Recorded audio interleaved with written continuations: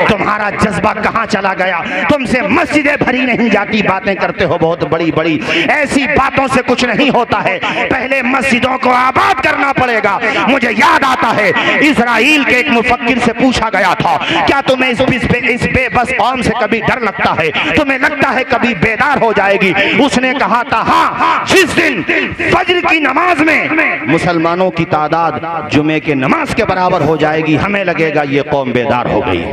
सुभान अल्लाह, माशाअल्लाह माशाअल्लाह। हम नमाजें ना पढ़ें, अल्लाह के घर को वीरान रखें, तो कैसे मदद आएगी? मेरे रब ने कुरान में कहा इन्नल्लाह ला युगय्यिरु मा बिकौमिन हत्ता युगय्यिरु मा बिअनफुसिहिम। अल्लाह उस कौम की हालत नहीं बदलता जो अपनी हालत बदलने की फिक्र ना करे। अपनी हालत तो बदलो।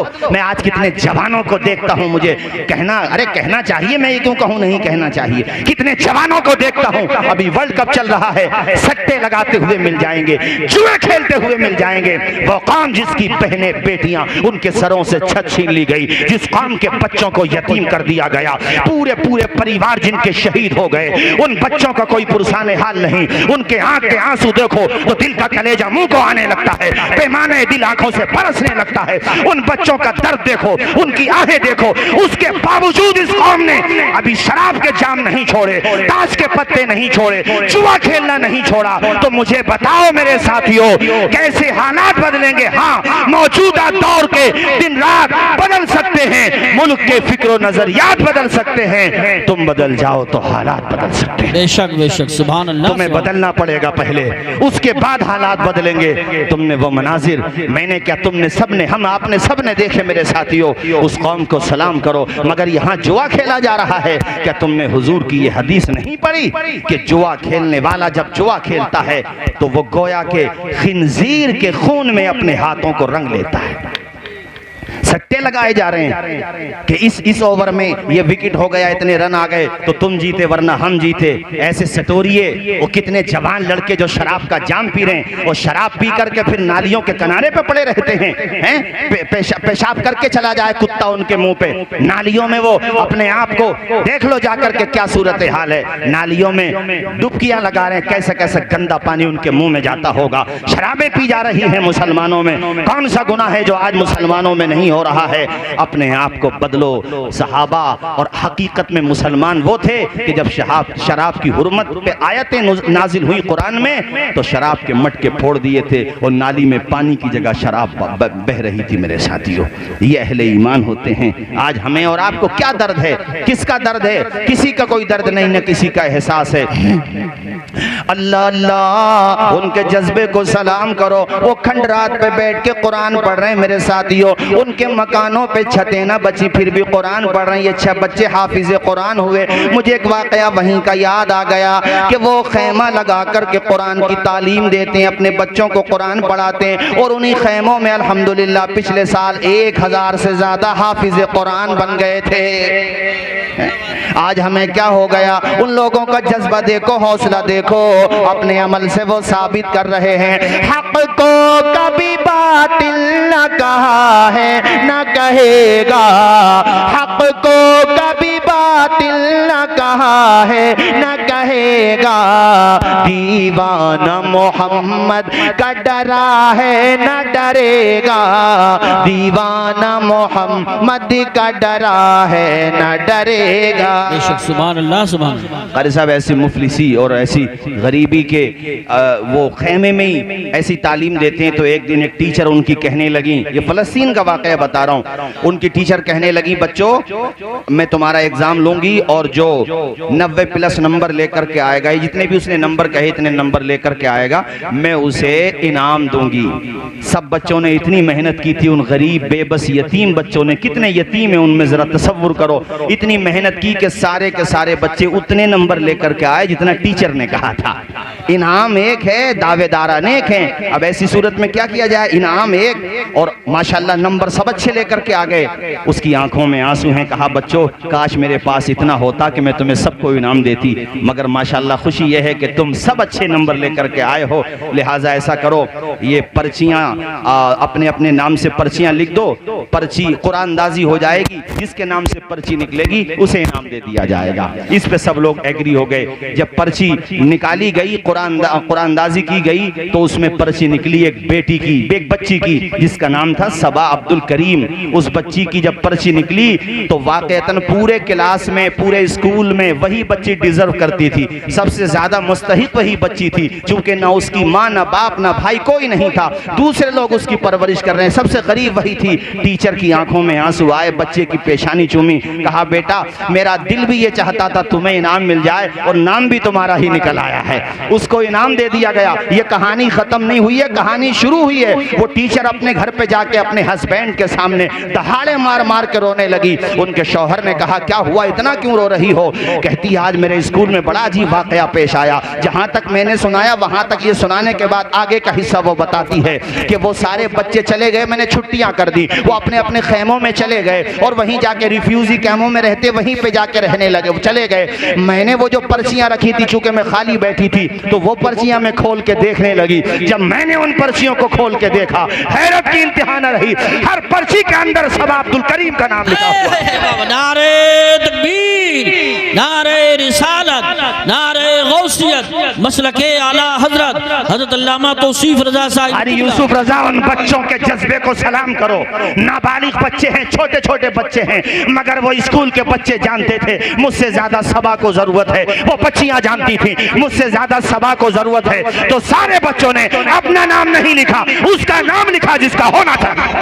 बेशक बेशक, क्या कहने हैं वाह वाह। ये होता है ईमानी जज्बा, ये होता है एक दूसरे की हमदर्दी का जज्बा। आज तो लोग एक दूसरे की मेंढे काटने पे लगे हुए हैं, जिसकी ताकत है दूसरे का गला दबाना चाहता है। अरे गांवों में जलसे होते हैं तो उन्वान दे करके जलसे किया करो, ताकि गांव की जरूरतों पे तकरीर हो जाए और लोगों तक पैगाम पहुंच जाए। आज घर घर में पार्टी बंदी का झगड़ा, हर मोहल्ले में पार्टी बंदी का झगड़ा, मेंढों के झगड़े। इन झगड़ों का सल्यूशन कैसे निकलेगा, ये पहले आप हमें तकरीर में मौजूद हो, उसके बाद इस पे तकरीर कराओ ताकि कुछ रिजल्ट निकल के आए। वरना लाख 2 लाख रुपए उठाने से क्या फायदा हुआ, मुझे बता दो आप लोग। बेशक बहुत अच्छा पैगाम है। मुझे कोई फिक्र नहीं पड़ती आप नजराना दो मत दो, अल्हम्दुलिल्लाह मुझे इसकी कोई जरूरत भी नहीं है, ना मिले कोई टेंशन नहीं है। मगर ये लाखों रुपया आप उठाओ और जलसा खत्म होने से पहले चले जाओ, क्या मतलब है भाई इस बात का? है क्या मतलब है? यहाँ बैठ के मूंगफलियां खाते हो आप लोग। वुजू के साथ बैठा करो, बार बार कहा कारी साहब ने, बावुजू बैठा करो और बाद में ये मत कहा करो वो साहब आए वो साहब आए, ऐसा कर गए वैसा कर गए। ये बातें पहले सोचा करो, बाद में मत सोचा करो। समझ में आई कि नहीं आई? भेजे खराब हो गए तुम लोगों के, तुम्हें कुछ भी अंदाजा नहीं है दुनिया में क्या तमाशा बना करके रख दिया है। पार्टी बंदी के झगड़े हैं, छोटी छोटी बातों पे लड़ाइयां करते हो। वो उससे लड़ रहा, ये इधर से लड़ रहा, ये झगड़े खत्म करो। अगर वो तुम्हारी दूसरी पार्टी का भी है, मिला करे, उसको पढ़ के सलाम कर लिया करो।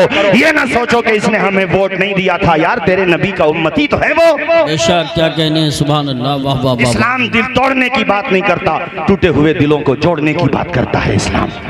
और सलाम करने से कोई छोटा नहीं बनता। कारी साहब वो अशार मुझे याद आते हैं, अदब से झुकता है झुककर सलाम करता है, फकीर दिल को सिकंदर सलाम करता है।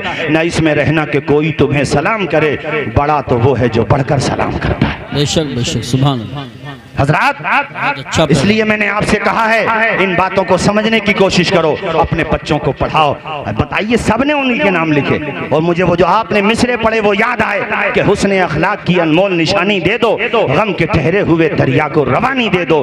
तुम हुसैनी हो तो एहसान के मशकीजे से कोई दुश्मन भी अगर मांगे तो पानी दे दो। वाह वाह वाह, सुभान अल्लाह सुभान अल्लाह। अपने बच्चों को पढ़ाओ। अभी मेरे संबल में एक लड़का कासिम नाम का, माशाल्लाह जज बना वो, समझते हो? उसके पापा खिचड़ा और वो बिरयानी बेचा करते थे, लेकिन बाप ने विजन लिया, टारगेट लिया कि बच्चे को पढ़ाना है। ये बाप होता है, पसीने में भीग जाएगा, अपनी जिंदगी दांव पे लगा देगा, मगर ये सोचेगा मेरे बच्चे को वो तकलीफें ना उठानी पड़े जो उसके बाप को उठानी पड़ी थी। बेशक, ये औलाद की भी जिम्मेदारी है कि शादी हो जाए, तुम पे जिम्मेदारी आ जाए तो माँ बाप को आंखें न दिखाओ, उनके डांटने को बुरा न समझो। जिस दिन ये माँ बाप हमेशा के लिए सो गए, कान तरस जाएंगे, अब्बा की आवाज सुनने को नहीं मिलेगी मेरे यार। तुझे पता क्या है कि तेरे बाप ने तेरे लिए कितना संघर्ष किया है। और जो लोग नहीं करते उनसे कहता हूं कि अपने बच्चों के हाथों में कलम दे दो।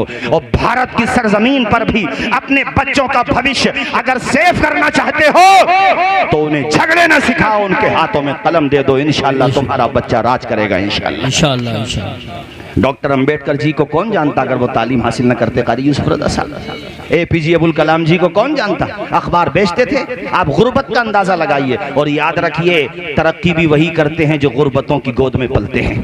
अमीर का बेटा बहुत कम पढ़ता है, मगर ठीक है पढ़ भी जाता है, मगर गरीब चूंकि जानता है मुझे मेहनत करना होगी। और ये जो 6 बच्चे हाफिज कुरान बने, तुमने आज इनकी कामयाबी का सेहरा इनके माथे पे देखा और देखोगे भी दस्तार होगी, मगर इनकी परेशानियां नहीं देखी तुमने, इनके पाँव के छाले नहीं देखे, पूरी रात कुरान पढ़ते हुए नहीं देखा, इनको 4 बजे उठते हुए नहीं देखा है। जब तुम सोते होते थे तुमसे तो फजर की नमाज भी नहीं पढ़ी जाती, मगर ये नौने हालाने मुस्तफ़ा, ये जरा सारे बच्चे किस वक्त उठ जाते हैं? 4 बजे। अजान फजर बाद में होती है, इनका उस्ताद इन्हें पहले उठा देता है। फिर तुम कहते हो कि मुदर्रिस ने हमें क्या दिया, इमामों ने हमें क्या दिया, इन मदरसों ने हमें क्या दिया? अरे जिंदगी का शऊर दिया है मदरसों ने, जीने का सलीका दिया है मदरसों ने, तुम्हारे घर तक आजान की सदा पहुंचाई है मदरसों ने, कुरान की आयतें पहुंचाई है मदरसों ने, अरे मुस्तफा की चौखट से जोड़ने का काम किया है मदरसों। सुभान अल्लाह, सुभान अल्लाह। हक है, बहुत अच्छा पैगाम। गुलफाम भाई चंदा कर रहे थे मदरसे के लिए, बहुत अच्छा काम कर रहे थे। आज जिसने दिया बहुत अच्छा किया, और एहसान नहीं किया अगर तुमने दिया। ये ना कहना कि मदरसों ने हमें क्या दिया, अरे मदरसों ने तुम्हारा रिश्ता मुस्तफा से जोड़ दिया, और क्या चाहिए तुम्हें मेरे भाई हैं? मैं पढ़ा हूँ मदरसे में, मैंने तालीम हासिल की है। कितनी दफा मदरसों में नाश्ता तक नहीं मिलता मेरे भाइयों, बगैर नाश्ते के वो बच्चा कुरान पढ़ता है, उसके पाँव की खाक को सुरमा बना लो तब भी हक अदा नहीं हो सकता। उसने 30 पारों का हाफिज हुआ है, यूं ही नहीं हुआ है, एक आयत को 10 दफा याद किया है, सबक सुनाया है, फिर पिछले की फिक्र है, फिर सबक की फिक्र है। यार इस तरह से जिंदगी गुजरी है। यही तो वजह है कि आमना के लाल ने, मेराज के दूल्हा ने मदरसों में पढ़ने वाले का मकाम बताया है कि दुनिया वालों, इन मदरसों में पढ़ने वालों को हकीर न समझा करो।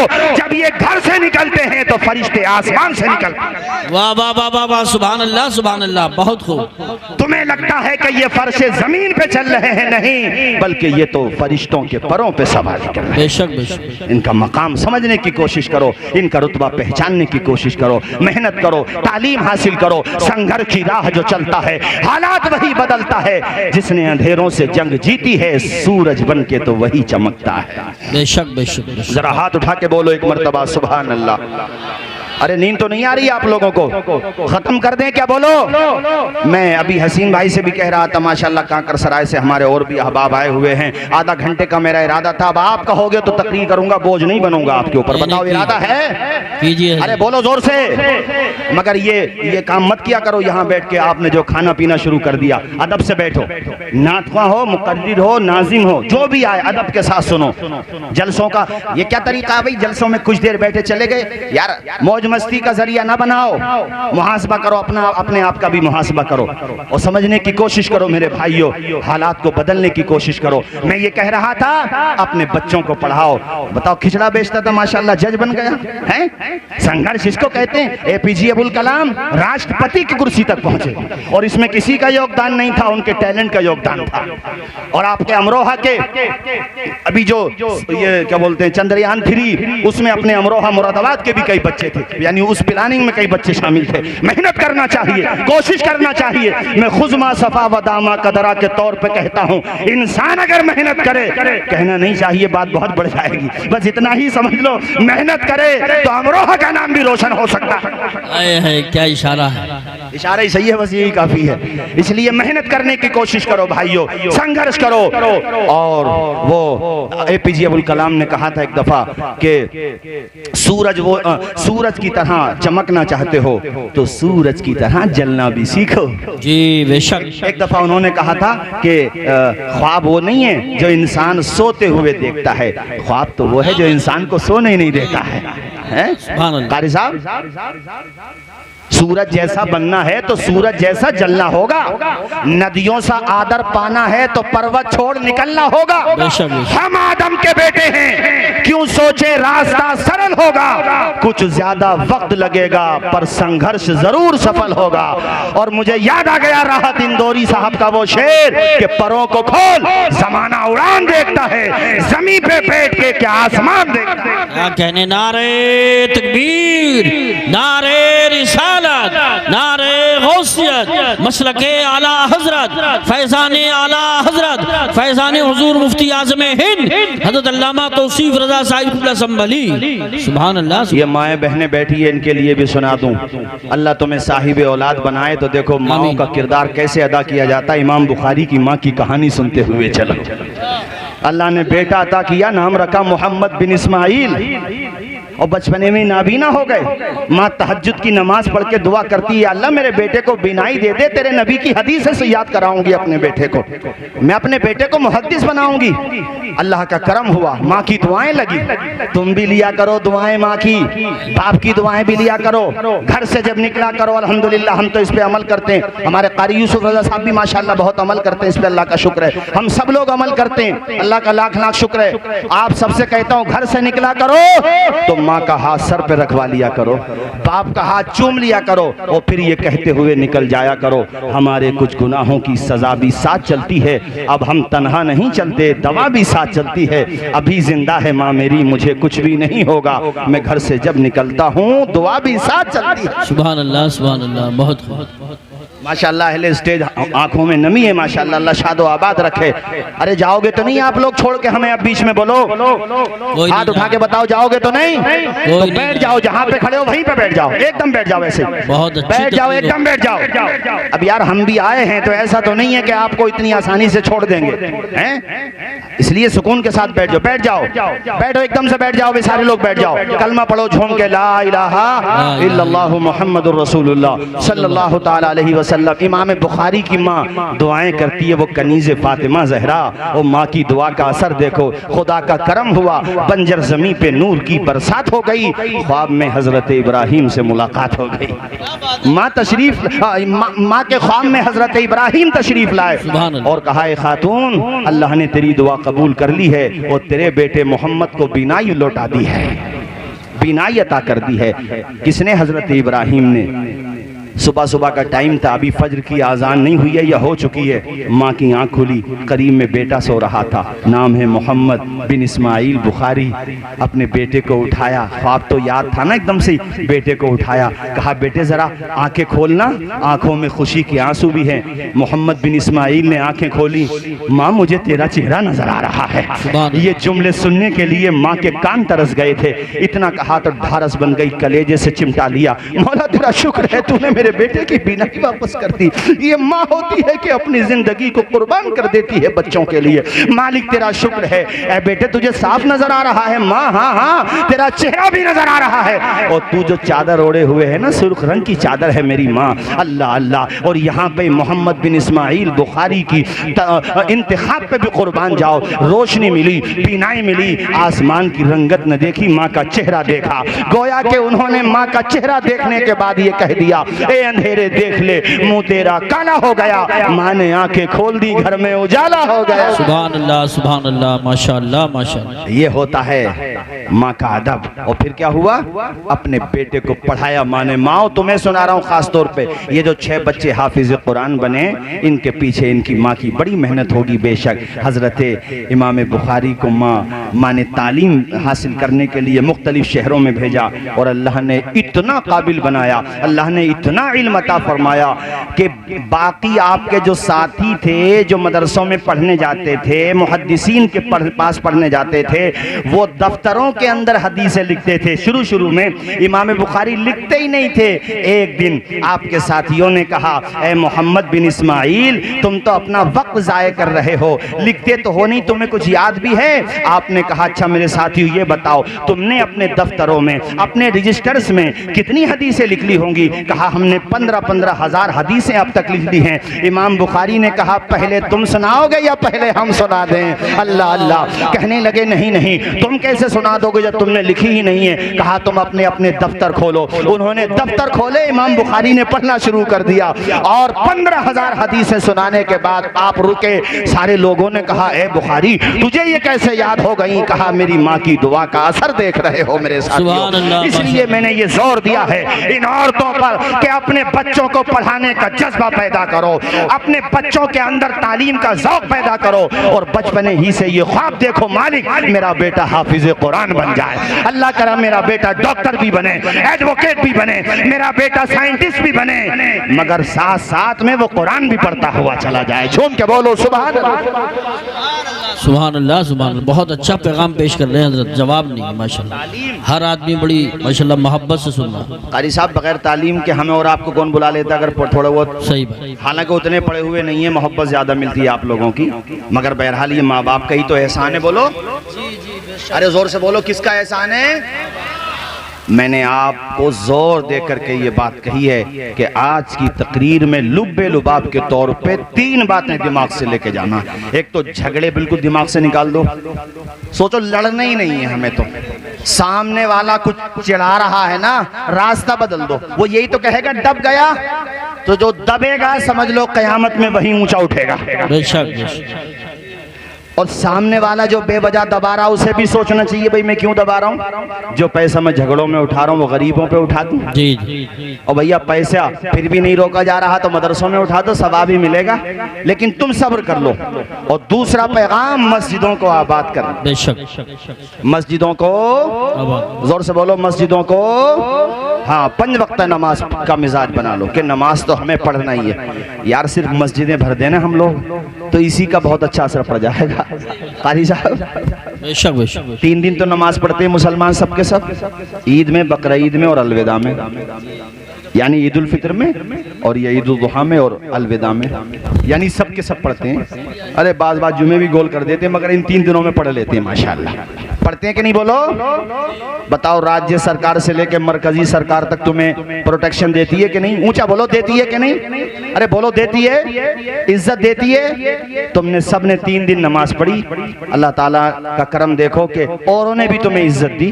इसका मतलब क्या हुआ कि हर दिन अगर इसी तरह से 5 वक्ता नमाज के लिए तुम निकलने लगे तो फिर कारी यूसुफ रजा साहब मुस्कुराते हुए ये 4 मिसरे सुनाएंगे कि गैर को अखलाक से अपना बनाना सीख लो, रंजो गम के साए में भी मुस्कुराना सीख लो, देखना दुनिया झुकेगी खुद तुम्हारे सामने, तुम खुदा के सामने सर को झुकाना सीख। सुभान अल्लाह। नारे तकबीर, नारे रिसालत, नारे गौसियत, मसलके आला हजरत, फैजाने आला हजरत हजरत अल्लामा तौसीफ रजा साहिब क़िबला, जश्न दस्तार बंदी। सुभान अली साहब 15,000 हदीसें ऐसे सुना दी।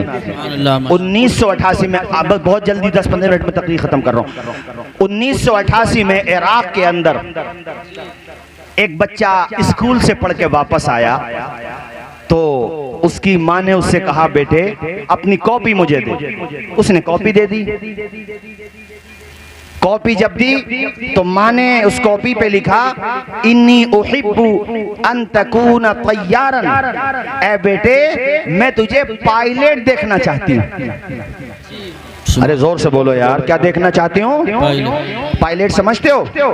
जहाज का ड्राइवर, पायलट। माँ से उसने कुछ नहीं कहा, उसने वो कॉपी का पर्चा हिफाजत के साथ रख लिया और वो बच्चा पढ़ता रहा यहाँ तक के सन 2022 के लास्ट मंथ दिसंबर में वो दिन भी आया। अच्छा उसके बीच में कई दफा ऐसा हुआ वो कहता था माँ तो उम्रा करने क्यों नहीं जाती? तो माँ कहती थी बेटे मेरी तमन्ना ये है जिस जहाज में बगदाद से बैठ के मदीना एयरपोर्ट या जद्दा एयरपोर्ट जाऊं उस जहाज को उड़ाने वाला कोई और ना हो, मेरा अपना ही बेटा होना चाहिए।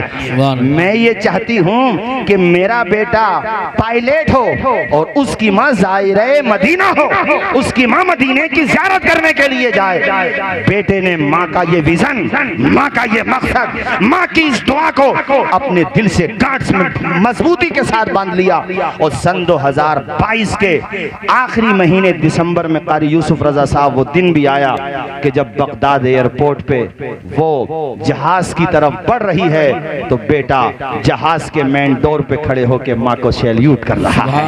सुभान अल्लाह, माशाअल्लाह माशाअल्लाह। आए है, झूम के नहीं बोलोगे भाइयों? नींद आने लगी क्या आप लोगों को? झूम के बोलो या रसूल अल्लाह, या रसूल अल्लाह अल्लाह। जब मेन दरवाजे पे माँ पहुंची और माँ को बेटे ने देखा तो उसने अपना कैप, यानी जो उसका लगाने वाला कैप होती है, उसने वो कैप उतारा और माँ के कदमों में रख दिया।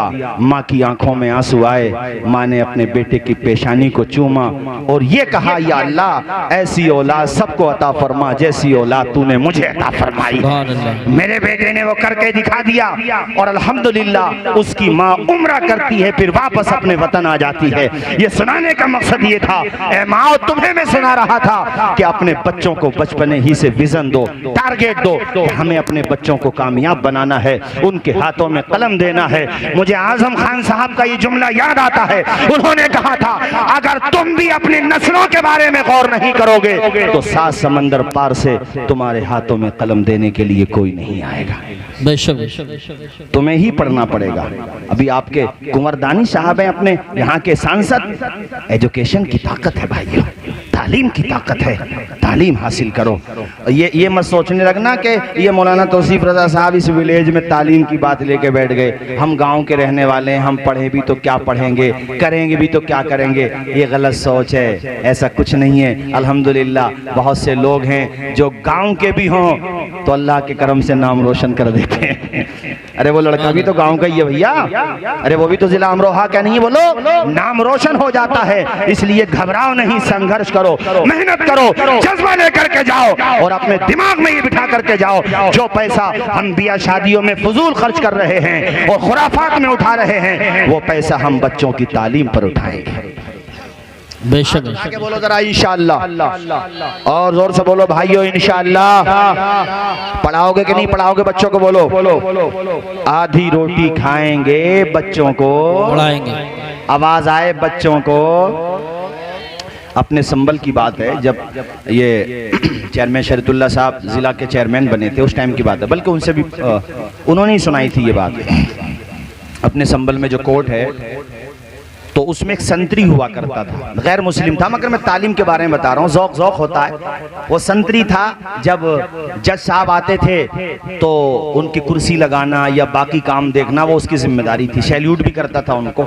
तो संतरी के दिमाग में ये बात आई, क्यों ना ऐसा हो कि मैं तो संतरी ही रहूंगा, आगे क्या तरक्की करूंगा, लेकिन इस कुर्सी पे एक दिन मेरा बेटा आ रहा हो, मैं यहीं पे। वाह वाह वाह। और उसने पढ़ाया और इतना पढ़ाया कि रिटायरमेंट का टाइम था उसका, जल्द ही वो मतलब रिटायर होने वाला था।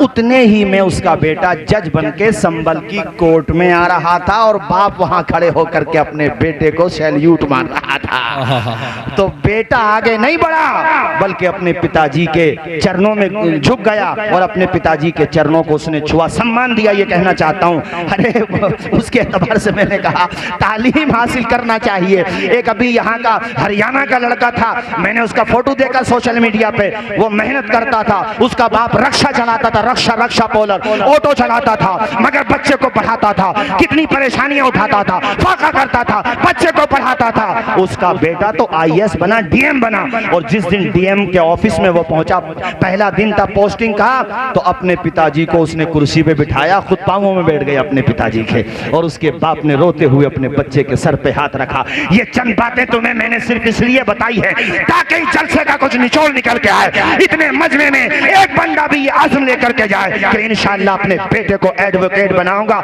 और इतना बड़ा एडवोकेट बनाऊंगा, सिर्फ अमरोहा कोर्ट का एडवोकेट ना बनेगा, अल्लाह ने चाहा तो मेरा बेटा सुप्रीम कोर्ट का एडवोकेट बनेगा। और एडवोकेट क्या, हम तो जज का ख्वाब देखे ना भाई। अरे ये सब बेवजह की बातें हैं कि तुम्हें दुनिया नहीं चाहती, कुछ ना कुछ सच्चाई है, मगर लोहा खोटा है तो कहीं ना कहीं लोहार भी तो खोटा है यार। कहीं लोहा खोटा है, कहीं लोहार खोटा है, हैं? किसी न कमी तो हमारी भी है। अरे बिरादरी के ऊपर मत ले जाना इस बात को यार, एक जुमला बोला जाता है यानी कुछ लोहा खोटा कुछ लोहार खोटा, इसका मतलब ये होता है कि उधर से भी तासुब है मगर कमी तो हमारी भी है, गफलत तो हमारी भी है। वरना प्राइवेट जॉब करने से कौन रोक सकता है, तुम्हारी सलाहियतों से कौन रख सकता है। तुम्हारे अंदर खूबी हो, अगर खूबी की बात आ गई तो मैं बता दूं, खूबी अपने आप को मनवा के रहती है। इंसान के अंदर अगर सलाहियत हो तो दुश्मन को मानना पड़ता है। किसी की मजबूरी न बनो, उसकी जरूरत बन जाओ।